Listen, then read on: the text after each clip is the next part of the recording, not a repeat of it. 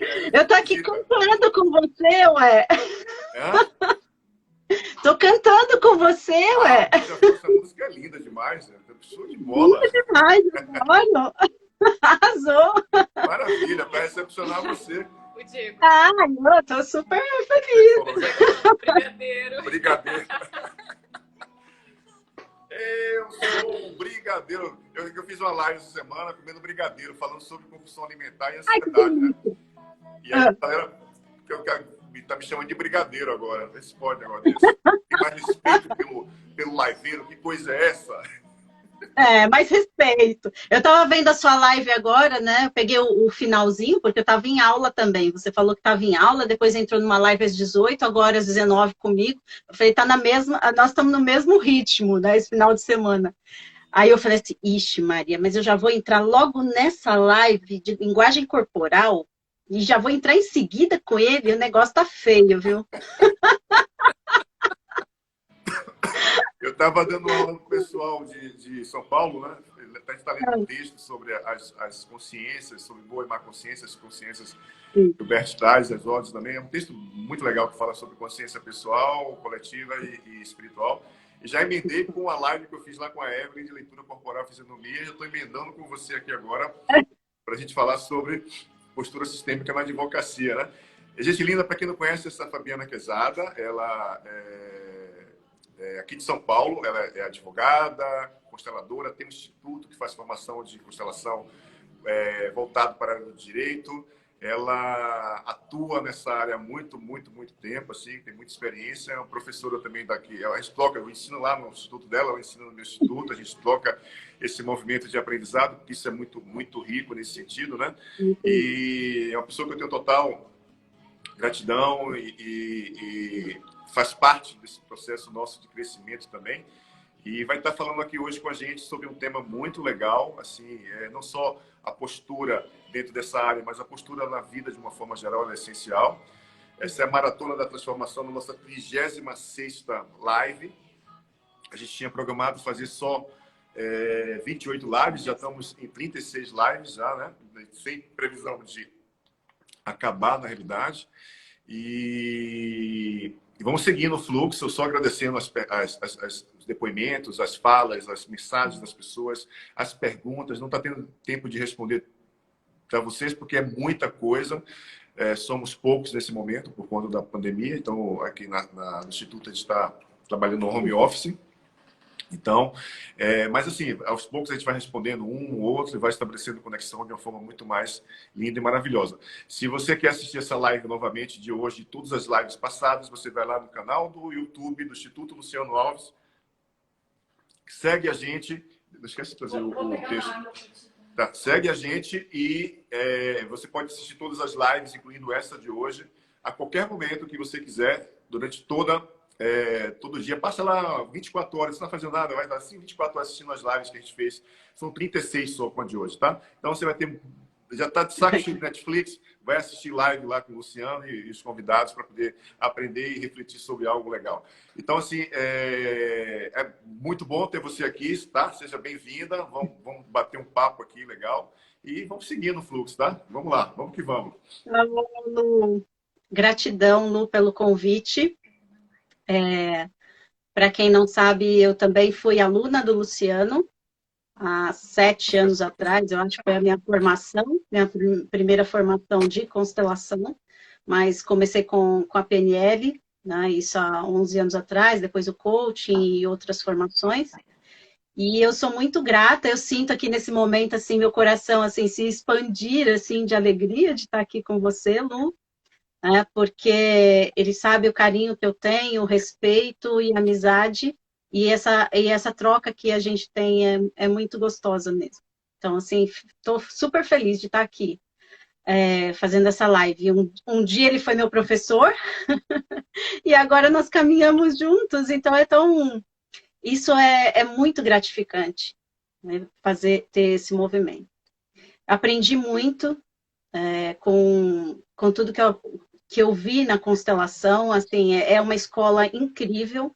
Quando o Lu fala de boa e má consciência, né, e a gente entender quanto que o nosso sistema nos puxa para trás, muitas vezes, né? esse caminho, eu na advocacia entender o quanto que eu estava ligada ao meu sistema, querendo fazer justiça por ele, né? E não só justiça, buscar o meu próprio lugar de pertencimento. Né? Muitos advogados, né? Hoje eu estou também como presidente da Comissão Estadual de Direito Sistêmico de São Paulo, e hoje, quando eu tô lá, eu olho e falo assim, nossa, hoje eu me sinto parte desse movimento, me sinto parte da advocacia e fico feliz de poder contribuir com os advogados nesse movimento, né? Porque quando eu comecei a levar o pensamento sistêmico, a constelação, as pessoas diziam que eu era doida, né? Nunca não seja, né? A gente é meio doidinho, né, Lu? Mas tudo bem. Deixa eu ver uma coisa aqui, peraí, deixa eu ver se esse traço aqui é de loucura em você. Não. Passou dessa, tá? Ufa, que alívio! E as pessoas diziam assim, nossa, mas isso que ela está trazendo é louco, né? As pessoas não querem isso. A primeira constelação que eu fiz na OAB, isso há uns 5 anos atrás aqui em São Paulo, primeira vez que teve constelação dentro das subseções aqui. O presidente da subseção falou, Fabi, você é muito corajosa de vir aqui falar de amor, porque os advogados não querem saber disso. E eu, naquele momento, sabe quando você se espanta? Uau, mas essa não seria a essência de tudo que a gente faz, o amor? E, de repente, as pessoas olham para isso como algo negativo, né? Então, quando eu comecei a fazer esse trabalho e comecei também a buscar esse meu lugar dentro da OAB, eu percebi que, assim, lógico, no primeiro momento a gente vai buscar, a gente acredita que é porque a gente está fazendo pelo bem de todos, mas no primeiro momento é por nós mesmos, né? Porque a gente quer buscar esse pertencimento. E antes eu não sentia parte. Hoje, com todo esse movimento que a gente faz, eu me sinto parte, eu tenho super orgulho de fazer, de estar lá, de fazer o trabalho que eu faço. E quando eu falo para os advogados, é possível trabalhar com mais humanização, com mais leveza e com mais respeito. O respeito não é só pelo cliente, né? Mas é o respeito por todos os sistemas, é o respeito pelo outro profissional que está do outro lado também, pelo outro advogado, é o respeito pelo poder judiciário, pela nossa própria instituição. Tá? Então, eu vejo, às vezes, as pessoas falando da OAB, criticando, e, às vezes, aquilo que as pessoas buscam lá não é o que a OAB pode oferecer, mas é o que elas mesmas podem fazer para poder conseguir ser parte daquilo, né? Que não está no alcance delas. Então, assim, é possível esse trabalho humanizado, mas você precisa também olhar para o seu sistema em primeiro lugar. O autoconhecimento e autodesenvolvimento é muito importante. Não adianta eu dizer, agora eu vou fazer um curso, né? Eu vejo muita gente agora olha para o direito sistêmico e fala, agora é moda, né? Até teve eu conto essa história, uma vez eu estava numa aula e uma pessoa me encontrou e falou assim, nossa, você é aquela moça que faz aquele negócio que é moda agora no direito. Eu falei, nossa, bom, tudo bem, já que a gente está fazendo uma moda, mas que seja uma moda para o bem, né? Mas é estranho a gente ouvir isso. Então, assim... Tem um detalhe interessante que você está trazendo, porque, assim, o direito sistêmico é direito também, né? Não deixa de ser direito. Ele traz uma perspectiva diferente de você fazer direito. E isso inclui também o direito tradicional de uma forma única. Porque hoje existem muitas correntes dentro do direito sistêmico, cada um carregando, levantando a sua respectiva bandeira da forma como acredita que direito sistêmico na realidade, né? Isso, para mim, é uma fase de descobertas, de aprendizado, de crescimento que os operadores do direito, de uma forma geral, estão estabelecendo dentro dessa perspectiva, não só da constelação, mas de uma forma geral dos meios adequados de solução de conflito, mediação, conciliação, arbitragem, JR, comunicação não violenta, tantas outras possibilidades que podem serem aplicadas, né? mas ele surge, de fato, com a proposta de um magistrado, o Sami, que traz essa experiência, né, essa coragem de trazer essa experiência das constelações para a sua comarca, especificamente. Dali, daquela experiência, tem um boom, digamos assim, dentro desse contexto, porque o direito sistêmico, de qualquer forma, e como essencial, ele traz essa perspectiva humanizada, ele traz essa perspectiva do reconhecimento da importância do seu lugar, da atitude e posicionamento sistêmico diante do seu cliente. São muitos benefícios que ele promove quando você tem esse estudo, esse conhecimento, essa prática essencial, né?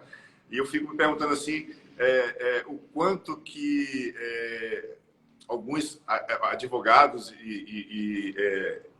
geram um conflito muito grande, né, entre aquilo que é tradicional e aquilo que é dentro dessa perspectiva nova, né? Então, muitas vezes que está pegando o direito sistêmico como se fosse a salvação da frustração de ter escolhido a profissão de advogado, né?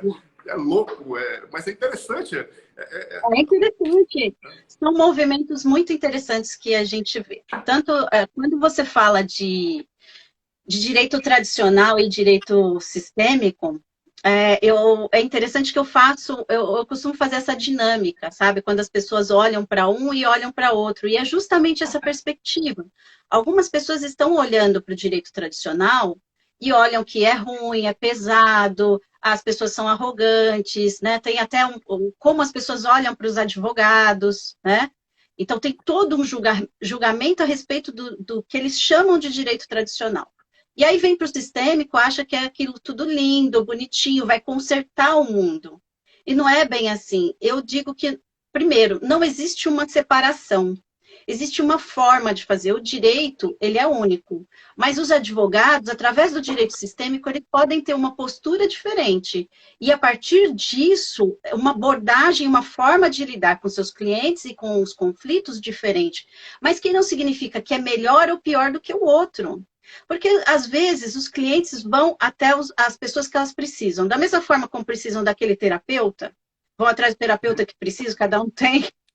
Da mesma forma, o advogado também, né? E eu digo que tanto o advogado quanto o cliente estão a serviço do outro. Né? Eles estão a serviço de seus sistemas. A gente também, dentro da advocacia, a gente atrai os clientes que a gente precisa. Para que a gente possa também aprender a lidar, a olhar para essa postura, olhar para o cliente, não como um número de processo, não como uma dificuldade. Porque muitas vezes a gente olha para o cliente e fala assim, lá vem esse cliente é um problema. Né?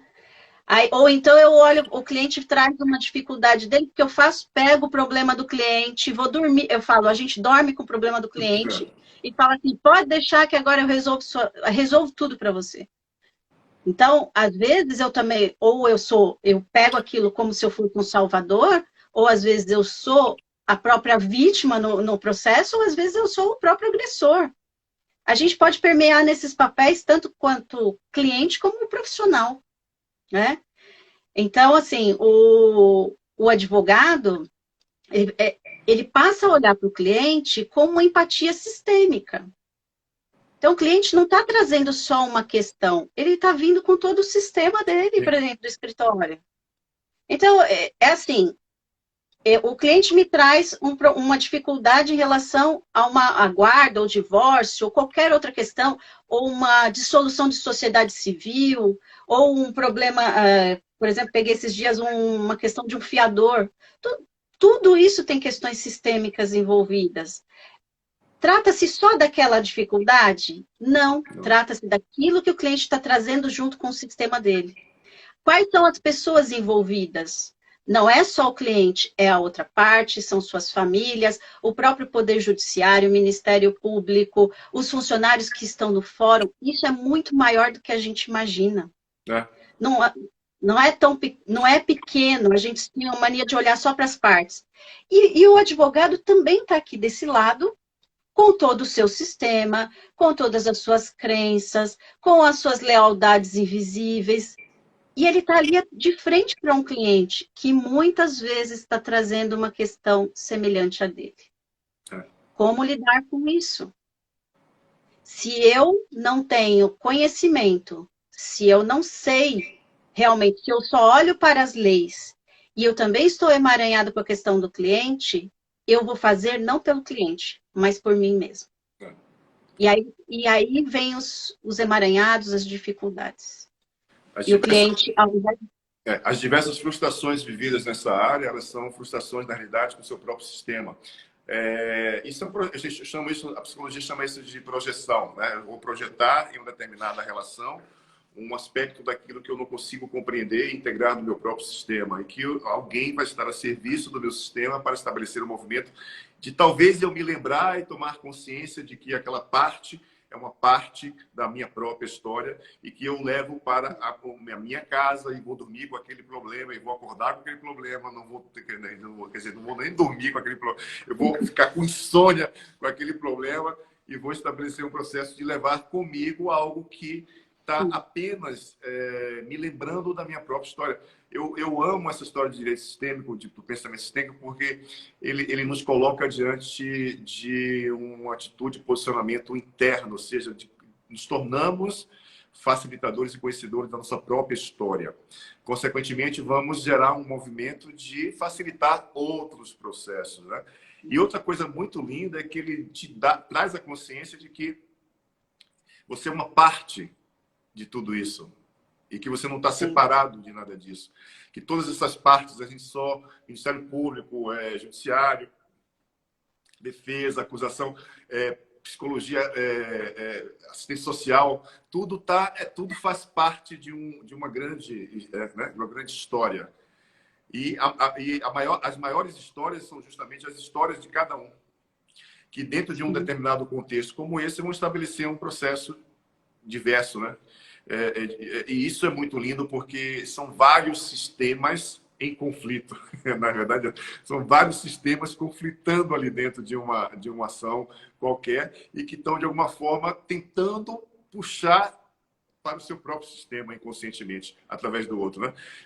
Nunca me esqueço de um juiz no Rio de Janeiro, dando aula com a Vanessa Alfiero, lá na Escola de Magistratura, sei lá, tinha uns 60 e poucos juízes lá no Rio de Janeiro. E em uma determinada dinâmica que a gente fez no segundo dia, o cara estava no chão chorando, né? E eu me aproximei dele para perguntar o que está tudo bem, e ele olhou para mim e falou assim, primeiro ele falou assim, você é um FDP. Eu falei, por que eu sou esse nome tão bonito? E aí ele falou assim, cara, você me colocou agora dentro de um nível de dor, mas ao mesmo tempo de um nível de consciência muito grande, né? Porque eu, como juiz da vara de família, eu sempre fui muito rígido com os homens, sempre tive muita força na direção dos homens, né? Porque eu tive uma história que eu tive um pai alcoólatra que batia na minha mãe, eu sempre me colocava na frente da minha mãe para poder defender ela e sempre tomei a consciência agora de que eu sempre estava julgando o meu próprio pai, não aquele homem especificamente. Quantas vezes eu fui duro com essas pessoas, né? E quando os outros colegas ouviram aquilo, cada um pegou a carapuça, botou na cabeça e se calou. Mas foi muito lindo a expressão dele, né? O movimento espontâneo da tomada de consciência dele, do lugar dele. Ali ele encontrou teve a oportunidade de encontrar o lugar dele tomando consciência, né? E isso é muito comum nesse contexto, como qualquer outro contexto onde há relacionamento, né, Fabiana? Então é interessante. Isso é incrível porque é justamente o que a gente percebe o tempo todo. Eu falo que ordens da ajuda, a gente trabalha diariamente. Tá? Porque, para quem está assistindo que talvez não conheça, mas é a gente saber qual que é o nosso lugar dentro do sistema, né? E saber o lugar também quando a gente está atendendo nosso cliente. Eu não posso me colocar numa postura de querer ser maior ou melhor que o meu cliente, ou querer cuidar do meu cliente. Né? Porque senão eu tomo aquele problema para mim. E essa é uma das maiores dificuldades do advogado. Não saber qual que é o seu lugar. E aí a gente observa se ele está a serviço do conflito ou a serviço da solução. Uhum. Né? Porque muitas vezes o advogado, claro, gente, dentro da sua boa consciência, dentro daquilo que aprendeu, nós não aprendemos na faculdade a trabalhar pela solução. Na faculdade, a gente aprende o quê? Que nós temos, eu falo assim, a gente brinca, eu tenho um escudo, né, e uma espada na mão. Eu vou guerrear pelo meu cliente, né? Eu vou lutar pelo meu cliente a todo custo. E aí, para eu ganhar, o outro tem que perder. Mas a que preço isso? Isso tem um preço muito alto, de que às vezes a gente está causando uma dor muito grande na outra parte, na outra família. E isso tem influência para o nosso sistema, como advogados também. Eu tenho até eu vou contar um exemplo. Uma pessoa me procurou para que eu fizesse, na verdade, que eu ele queria abrir um processo para fazer uma exoneração de guarda, de pensão, porque a filha dele tinha feito 18 anos e ele, né, não queria mais pagar a pensão. E aí eu fui conversar com ele, na verdade ele não queria deixar de pagar a pensão, porque a filha dele ainda fazia faculdade, mas ele queria que a filha dele, através do processo, viesse conversar com ele, porque tinha quase um ano que ele não conseguia ter contato com a filha. E a forma que ele encontrou de entrar em contato com ela seria através da exoneração de pensão, né, para que ela pudesse vir ao processo e eles pudessem conversar. Falei para ele, vamos fazer o seguinte, vamos conversar com ela, com a outra parte, né, com a mãe, que até então, embora a menina fosse maior, né, quem ainda cuidava dessa parte era a mãe.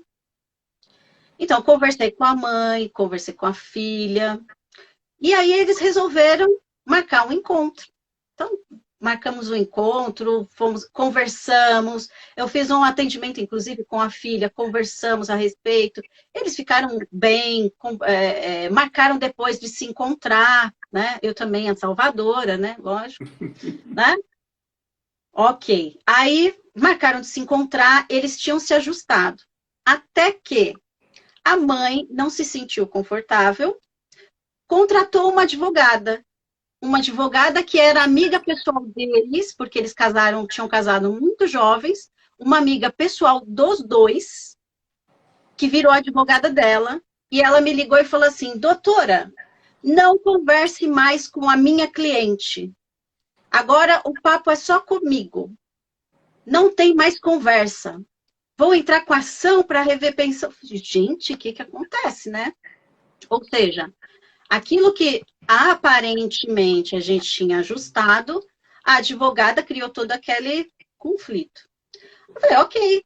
Eu falei, doutora, por que a gente não faz uma mediação para a gente poder olhar, né, para essa questão? A gente traz eles aqui, a menina já é maior de idade, ela já pode assumir a responsabilidade também, né, para olhar para isso. Ok. Marcamos um dia. Ele foi, na verdade eu fui como mediadora, ele foi com uma advogada, e a advogada foi como sozinha, sem a outra parte. Uhum. E aí ela falava assim, e era tão interessante que ela chamava essa pessoa pelo nome diminutivo, porque era muito amigo dela. Né? Percebe quantos emaranhados numa mesma questão? E aí terminou e falei assim, olha, doutora, eu vou te fazer só uma pergunta, que eu não podia deixar barato, né? Eu falei, como era a sua relação com seus pais? Ela falou assim, os meus pais eram separados, mas eu não tenho problema nenhum com isso. Eu quero o nome dela, que eu vou levar ela para o Fantástico, o primeiro ser humano que tem pais separados e não tem nenhum problema, tá? Eu quero o nome não, por favor. Então, assim, é só para a gente ver que dentro dessa pequena história, quantos contextos envolvidos, né? Tanto, né, vamos colocar da minha parte, da parte de um cliente, da parte do outro advogado, e são todos esses emaranhados que vão parar onde? No judiciário. E como é que o juiz tem condições de julgar sobre todos esses emaranhados? E eu vejo, assim, muitas pessoas, Lu, eu falo isso nos cursos, nas aulas, a gente sai de uma cultura que a gente olha para o juiz, primeiro como se ele fosse Deus, ou como se ele fosse, né, o pai, ele vai cuidar de todo mundo, ele vai dar a solução de tudo. E a gente começa a julgar aquele ser humano que está ali. E a gente também não olha para as dinâmicas que aquele juiz, assim como você contou essa história, também tem. Ele também está a serviço desses processos, desses sistemas. E se a gente vai até ele, talvez a gente também tenha algumas questões, né? Que a gente precisa lidar. Sim. Tem uma pergunta aqui do... Cadê a pergunta? Do Johnny. Como se aplica a advocacia sistêmica? Como se aplica a advocacia sistêmica no direito empresarial? Ok. Bom, no direito empresarial, vamos supor, tem dissolução de sociedade, né? Tem a gente pode fazer o atendimento da constelação organizacional também para o empresarial. Então, muitas vezes, aqueles conflitos que vêm, esses conflitos empresariais, são questões sistêmicas dos próprios sócios da empresa e que levam isso para o judiciário. Então, quantas dissoluções de sociedade a gente vê? Às vezes não tem nada a ver com aquilo que as partes estão levando, ou o valor que elas querem receber, ou o fato de encerrar um contrato, né? Mas se trata de questões sistêmicas que eles não conseguiram resolver, e vão resolver no judiciário. Então, dentro do direito empresarial, a gente pode aplicar também quando vamos fazer contratos. Olha que interessante. Uma vez eu atendi um cliente que ele me dizia assim: Fabiana, eu só faço maus contratos. Aí eu perguntei para ele, o que é maus contratos, né? Eu não sei. Eu falei assim, não, eu faço os contratos e aí depois as pessoas não me pagam.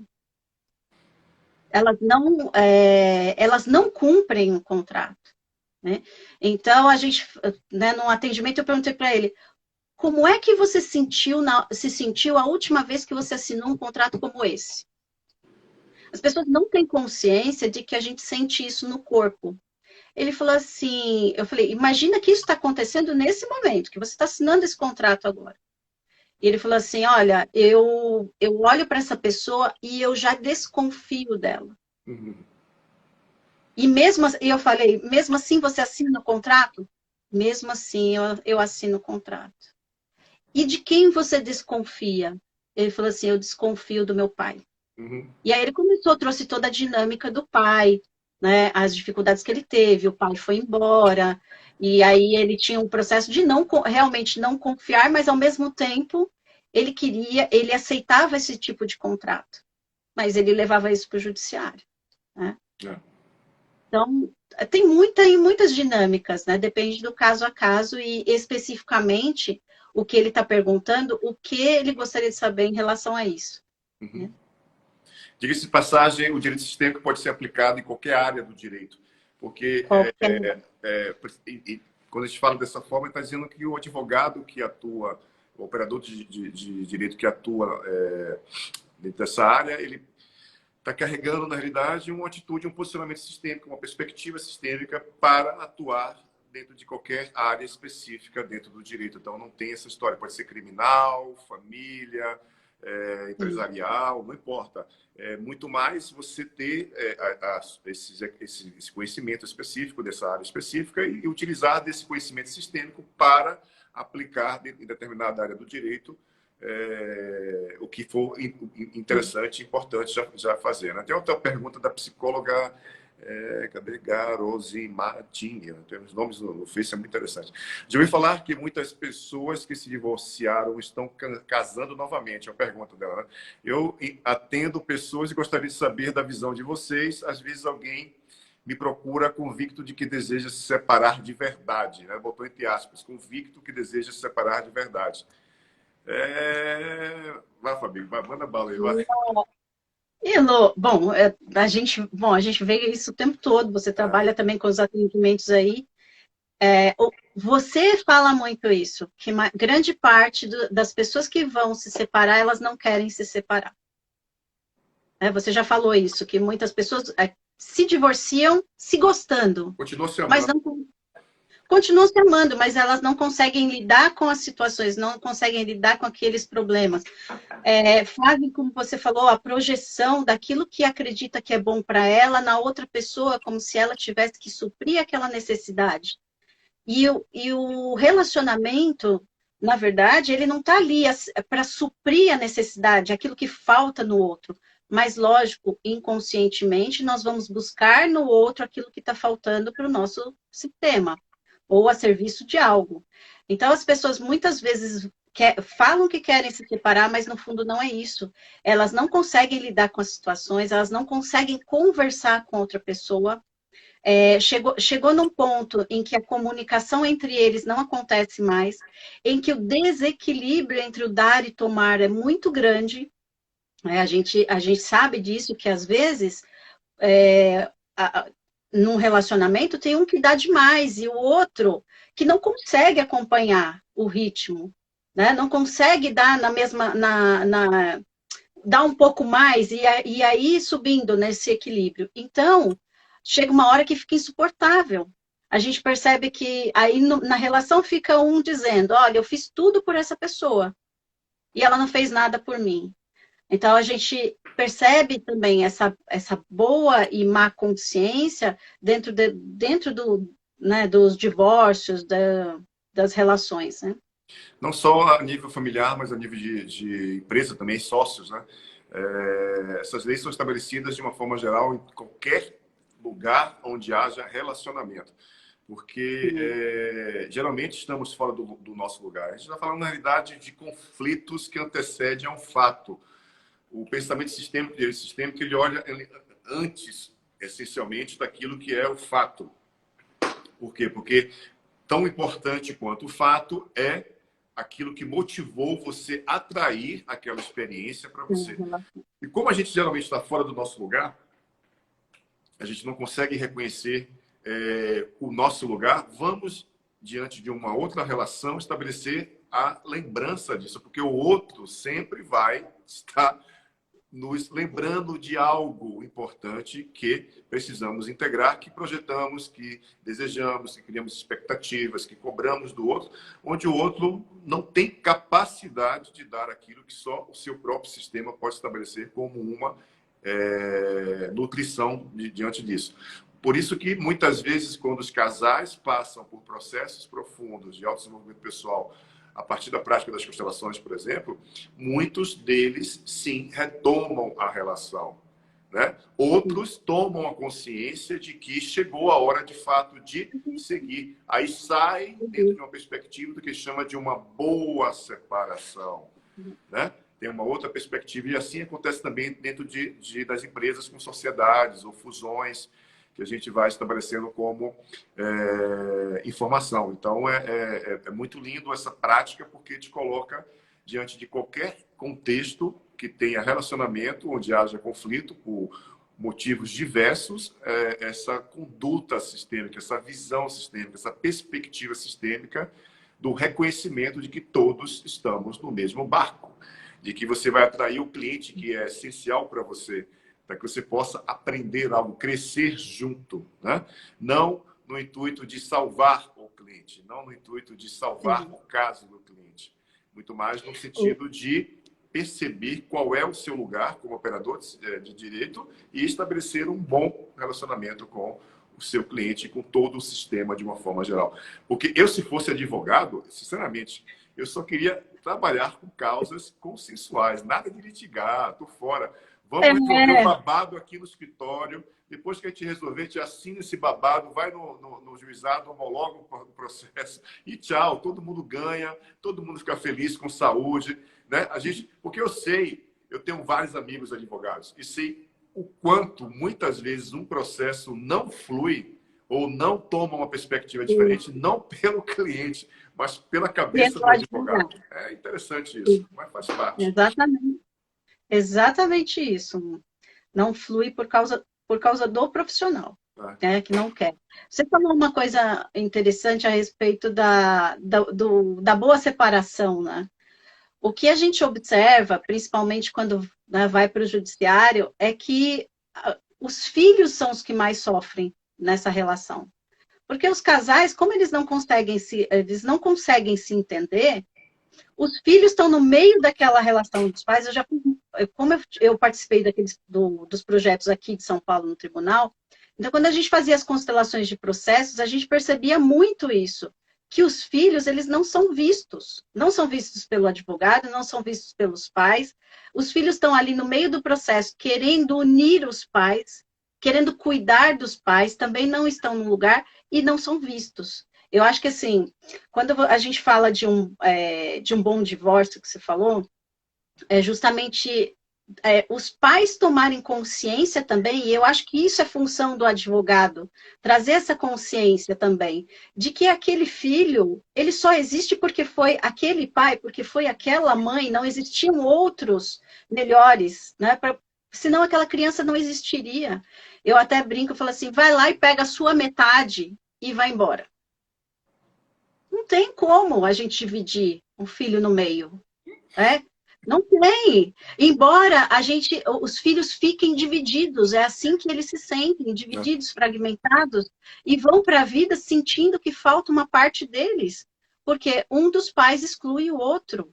E isso é muito doloroso, porque às vezes os filhos vão no judiciário pedir, a gente vê aí indenizações por falta de afeto, né? Indenizações morais por falta de afeto.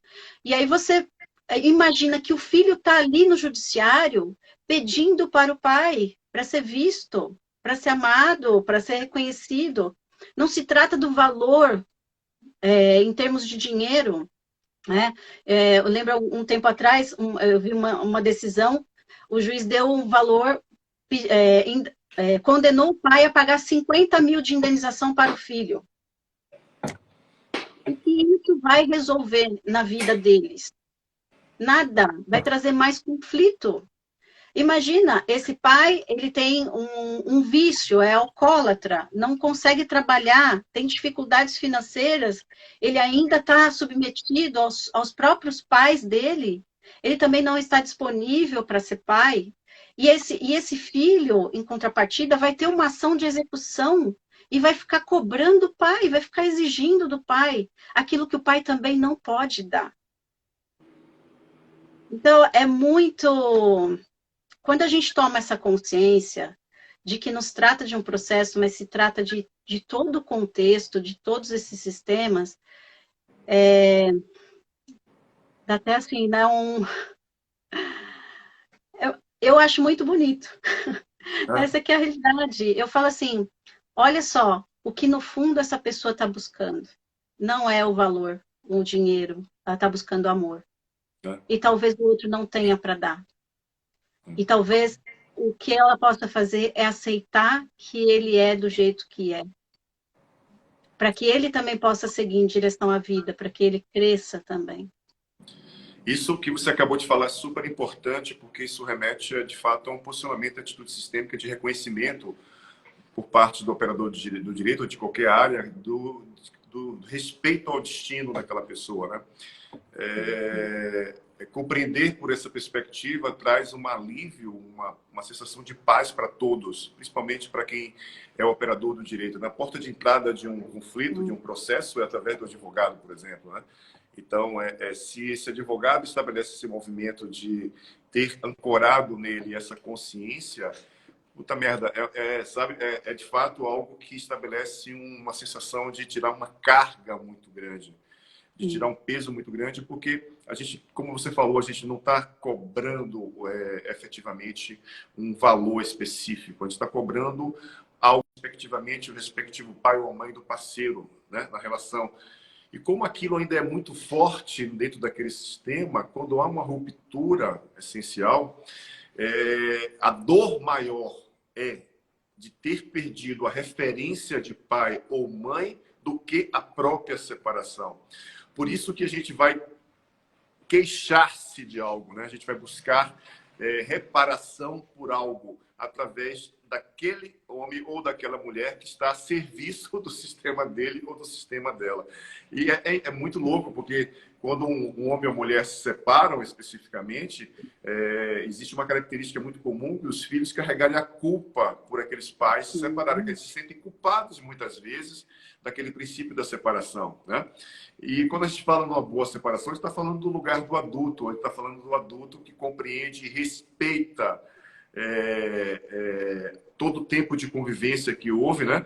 Respeita a história e o destino do outro, respeita todo o princípio que faz com que a gente possa continuar aquela relação dentro de um outro lugar, porque é muito lindo. O Bert tem uma fala que é muito, muito importante, que ele diz assim, quando um pai, um homem e uma mulher se separam, porque pai e mãe é para o resto da vida, os filhos devem ficar com aquele ou aquela que mais respeita um ou outro. Olha que lindo isso. Lindo, exato. Né? É uma fala do Bert Helling.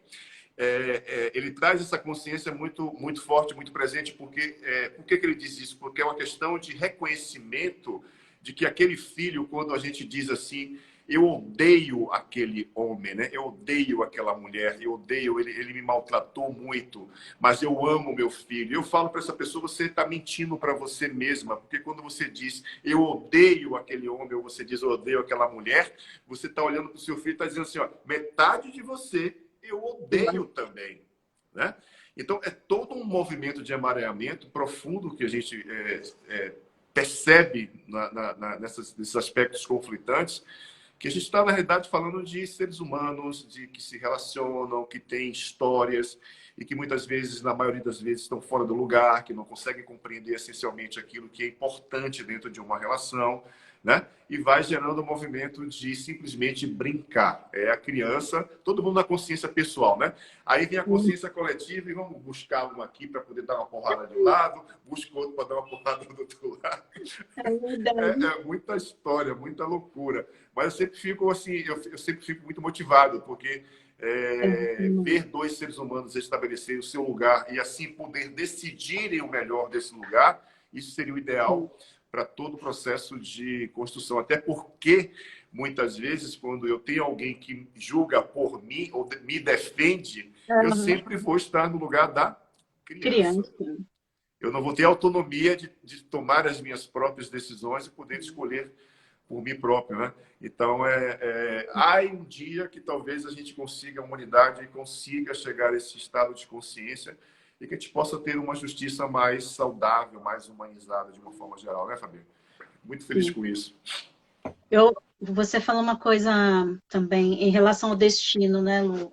Como é importante o profissional respeitar o destino do cliente. Muitas vezes a gente não sabe, muitas vezes não, a gente não sabe de nada, essa que é a realidade. Às vezes a gente está ali defendendo uma questão que o cliente traz e a gente está convicto de que aquele cliente vai ganhar aquilo. E não acontece nada daquilo que a gente, enquanto advogado, realmente está fazendo, né? Que a gente quer. Porque também não é o destino do cliente. Né? Às vezes não é para aquilo que a gente insiste em querer ganhar para ele, não é o que ele precisa naquele momento. E talvez o processo realmente esteja a serviço dele para que ele tome aquela consciência. E também o advogado, sabe? Aprender a soltar, aprender a liberar. Porque a gente, às vezes, com as nossas atitudes, nós causamos um impacto muito grande para um sistema inteiro. O fato de a nossa própria procrastinação em relação a um processo, né? O fato de, às vezes, nós entrarmos com vários recursos, vários pedidos, né? O que isso significa para esse processo? Contribuir para que esse processo dure anos também tem um significado, tanto para o cliente quanto para o advogado. Né? Então, às vezes, como você falou, ao invés de constelar o cliente, a gente constela o advogado. Porque o advogado... É legal porque assim, você está trazendo também um outro fato interessante, que estou aqui pensando assim, quando eu olho para as consciências que o Bert traz, as consciências pessoal, coletiva, espiritual, né? O quanto, quando um advogado ou um juiz específico estabelece uma através de uma intenção, um ato, né?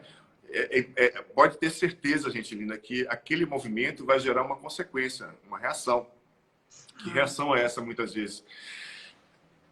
Possivelmente, aquele sistema que você está defendendo contra um outro sistema que você está atacando, digamos assim, aquele movimento daquele sistema que você está atacando vai um dia fazer parte do seu sistema. E o seu sistema vai fazer parte do sistema daquela pessoa. Isso é a consciência coletiva chamando para equiparação, para o ajuste dentro do movimento, né? Então, daí a importância é muito grande de você reconhecer de fato que lugar é esse que você está gerando através de uma ação, de uma defesa, por exemplo, né? Por quem que você está defendendo de fato? Para quem? Para onde você está essencialmente olhando quando você entra com vários recursos, com várias ações e vai estabelecendo um processo de replicar um processo. Então, é uma área nova, como eu falei no início, é uma área que as pessoas estão se descobrindo ainda. Sim. Tem muita coisa para a gente experimentar nessa área. É uma área que, diga-se de passagem, ela está... O direito sistêmico, ela está entrando e ocupando o seu lugar. E as pessoas que eu sinto que têm um sucesso muito grande nessa área do direito sistêmico são pessoas que reconhecem a importância do direito tradicional e integra isso, né? Porque excluir algo é algo que não faz... não tem ressonância com o próprio sistema do pensamento sistêmico, com a visão sistêmica. Compreender que o direito tradicional veio antes do direito sistêmico, apesar que o direito, desde quando você aprende direito natural na faculdade, esse negócio já é direito, né, humano e sistêmico. Só está mudando o tempo e espaço para poder falar sobre isso, né? Mas pensa nisso como mais um recurso facilitador para você próprio, operador, para que você possa, você próprio, estabelecer essa conduta interna de reconhecimento importante, de respeito, de não ajuda, de compreensão do seu lugar, né? Reconhecimento do seu lugar diante daquele movimento que você está estabelecendo desse princípio mesmo que você se propõe, né? Porque se a gente perceber e for estudar a fundo os operadores do direito, vai ver assim, a maioria se tornou advogado para defender o próprio sistema. E geralmente vai defender contra o masculino. Porque, de uma forma geral, tem bronca com o masculino, entende? Então, assim, são muitas as possibilidades que a gente vai simplesmente, às vezes, brincando de direito, brincando de psicólogo, brincando de juiz, brincando de administrador, brincando de engenheiro. Quando você dá por conta, a vida passa, o tempo voa e está todo mundo mais amariado do que se possa imaginar. Com certeza, Lu. Louco. Verdade. Porque eu vejo muitos advogados hoje que estão dentro do direito sistêmico que tem um nível profundo de mágoa com o direito tradicional. Não deram certo com o direito tradicional, teve muitos insucessos, não foi acolhido, porque é um universo de história genuinamente masculina, de muita força, né? E que traz, dentro desse inconsciente coletivo, essa impressão muito forte. E que muita gente que não ganhou dinheiro, que, sabe, está todo mundo hoje levantando a bandeira do direito sistêmico. Então, mas o direito sistêmico... Sou advogado sistêmico agora. E tá não vai salvar ninguém, já digo logo, né? Não vai salvar. E sabe quando que eu comecei realmente a internalizar isso, assim, e sentir que eu fiz a escolha certa da minha profissão? Quando eu pude olhar para essa profissão, e eu acho que as pessoas que estão assistindo podem fazer isso, quando eu pude olhar para a minha profissão e falar assim, gente, que alegria que eu escolhi o direito, eu honro essa profissão, porque se não fosse ela, eu não estaria aqui hoje nessa live com você. Eu não estaria falando sobre direito sistêmico, eu talvez não fosse essa pessoa que estivesse hoje trabalhando com isso. Então, olhar para o direito, não importa como ele foi, da forma que foi, eu fiz essa faculdade, tinha um objetivo com isso, realmente foi pelo meu sistema, ok, mas que bom que ela existiu na minha vida. Se ela foi a primeira, ou foi a segunda, ou qualquer lugar que ela veio, ou se eu, num determinado momento, deixei para fazer uma outra, o importante é que eu incluo isso com amor no meu sistema, que eu incluo tudo isso que eu aprendi, porque faz parte de mim, faz parte da minha experiência. E agradecer. Porque aí sim, independente se eu estou trabalhando com direitos, o que eu quer que eu chame, direito sistêmico, tradicional, eu vou trabalhar com amor. Eu acho que, para mim, eu sinto isso no meu coração. Eu sou muito grata a essa profissão que eu escolhi. Né? A gente precisa de uma forma... a gente não sabe, na realidade, o que nos conduz a de fato, o movimento maior da escolha de uma profissão, por exemplo, né? Ou de uma relação, ou de um determinado movimento na vida. A gente acha que escolheu porque escolhi, né? É porque eu quero, porque eu quis. São muitos fatores que influenciam uma escolha e que faz com que você siga uma determinada carreira, né? E a forma como você vive essa carreira também diz muito da sua história. A cada carreira tem uma dinâmica específica, assim como a forma como você vive cada uma das carreiras tem uma dinâmica específica. Por exemplo, eu considerei um cara que é um músico super famoso no Rio de Janeiro, onde a família dele inteirinha, os homens eram todos da área do direito, eram advogados, desembargadores, juízes, promotores, delegados, todo mundo do direito. E ele foi ser músico, o único que foi ser músico, né? Nós temos um na comissão assim também. Boa e má consciência no cara todo lá. Pá, pá, pá, pá. E aí o cara foi constelar o alcoolismo dele, né? O fator alcoolismo dele, que é uma característica muito de vícios conectados ao aspecto masculino da função pai, por uma predominância no inconsciente coletivo desse vício ter nascido de forma predominante no masculino, né? Então, a consciência que ele tomou em relação ao movimento da lealdade, ou seja, ele rompeu com a lealdade, né, daquilo que foi a dinâmica dos homens seguirem a área do direito, foi a forma que ele encontrou de se manter leal, apesar de ele ter rompido a lealdade, foi desenvolvendo o alcoolismo. E eu tive com ele há uns 2 meses atrás, encontrei com ele no aeroporto, ele falou, cara, tô bebendo menos. Graças a você. Eu falei, graças a você não, graças à consciência que você teve do seu próprio sistema. Né? Então é isso, a gente vai aprendendo todo dia e vai estabelecendo um nível profundo de poder olhar através de todas essas experiências mais ainda para dentro de cada um de nós, né? Fabi, linda, está acabando o nosso tempo hoje. Foi maravilhosa a sua participação, linda. Gratidão. É lindo, sabe que é lindo cada pessoa, muitos advogados promotores estiveram aqui com a gente, né? E cada um traz uma perspectiva diferente de direito sistêmico, isso é muito lindo, é maravilhoso isso. Eu adoro essa pluralidade de formas de expressar algo que é essencial e que também é muito grande, né? Então cada um vai pegar uma partezinha e vai fazer a sua leitura e vai estabelecer. Eu falo que sempre assim, desde quando isso seja algo respeitoso, comprometido e sério, não tem nenhum problema que você faça do seu jeito, porque hoje a gente vê as constelações igual eu brinco, né? Banana na feira, madura, podre e verde. Mas faz parte também. Então vai seguindo e é isso mesmo, tá? Vamos começar a se despedir. Eu só quero lembrar vocês que amanhã, às 19 horas, tem uma live também incrível com o tema Diálogos e Reflexões da Justiça Restaurativa com o juiz Egberto de Almeida, tá? O cara é bam em Justiça Restaurativa, é referência nacional e internacional nessa área de Justiça Restaurativa aplicada à área do direito, tá? É um cara que tem um know-how e um conhecimento muito bom. Eu acho que a Fabi conhece ele, o doutor Egberto de Almeida, vai estar com a gente aqui amanhã para poder falar sobre diálogos e reflexões da justiça restaurativa, amanhã às 19 horas aqui na Maratona da Transformação. Essa live de hoje estará disponível para que você possa revê-la ou indicar ela para um amigo ou até para o seu inimigo, não tem nenhum problema, lá no canal do YouTube, tá? Do Instituto Luciano Alves. Segue aí, qual que é o seu Instagram, Fabi?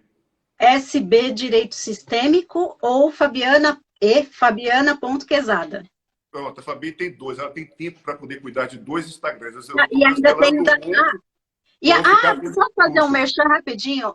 E tem o da Comissão de Direito Sistêmico do Estado de São Paulo. Dia 22, sexta-feira que vem, tem um simpósio de direito sistêmico. Nós vamos fazer o dia inteiro. É um beneficente, né, com a cobrança de um valor pequeno lá, né, o quanto a pessoa puder doar. Então, vem participar, tá? Conto com a presença de vocês. É isso. Show, muito bom. Segue lá, Fabi. Segue lá o Instituto Luciano Alves aqui no Instagram e lá no YouTube também, tá? Para que você possa acompanhar a gente. Hoje, essa é a 36ª live que a gente está fazendo junto com a Fabiana Quezada, que é presidente estadual da Comissão de Direito Sistêmico de São Paulo. Tem a SB, que é o instituto dela, que faz formações na área de constelação aplicadas na área do direito, pensamento sistêmico complexo. Tem um time super de profissionais lá. Aqui o Instituto Willa também faz formações de constelações dentro de uma perspectiva diferente, mas no fim todo mundo se integra, se junta e... Nós somos professores, vamos mudar de escola da outra. Tem mercado para todo mundo, tem que divulgar quem é bom e tem que divulgar quem tem comprometimento nessa área e fazer com que as coisas possam crescer de uma forma mais efetiva, tá? Eu quero agradecer a presença de cada um de vocês, a Fabi, especialmente pela nossa live de hoje, todos vocês que estão vindo aqui pela primeira vez, a todos vocês que estão acompanhando a nossa live diariamente. Tem pessoas que nunca perderam uma live, vão ganhar até uma medalha no final da maratona, né? Tem medalha de ouro, medalha de prata, medalha de bronze e aqueles que vão receber um beijo meu à distância, porque não pode beijar de perto, né? Porque de qualquer forma, assistiu 1, 2, 3, 4, 5 lives. Mas, assim, gratidão à presença de todos vocês. Gratidão para todos aqueles que vieram antes de mim, para aqueles que proporcionam eu poder estar aqui hoje, podendo comunicar. A Maratona da Transformação tem essa intenção, que é nos fazer refletir, nos fazer adquirir recursos para que a gente possa sair dessa fase mais conscientes e alegres e felizes e mais fortes, né? Gratidão a todos aqueles que contribuem para que essa quarentena possa gerar um movimento e vamos manter a nossa cabeça mais tranquila e amorosa para que a gente possa dar o melhor para o nosso país, porque nós estamos vivendo uma crise política, econômica e de saúde, mas, de qualquer forma, vamos sair vitoriosos. Todos nós vamos sair vitoriosos, né? Então, assim, um beijo no coração de cada um de vocês. Sintam o nosso abraço dentro do coração de vocês, porque aqui é uma grande família que está, de alguma forma, se ajudando, né? se facilitando para que a gente possa passar por essa fase de uma maneira mais harmônica, leve. Essa é a verdade, né? E vamos fazer parte desse movimento que a OAB está produzindo na próxima sexta-feira, para que você possa beneficiar uma instituição. E já está acabando em 7, 6, 5, 4, 3, 2, 1.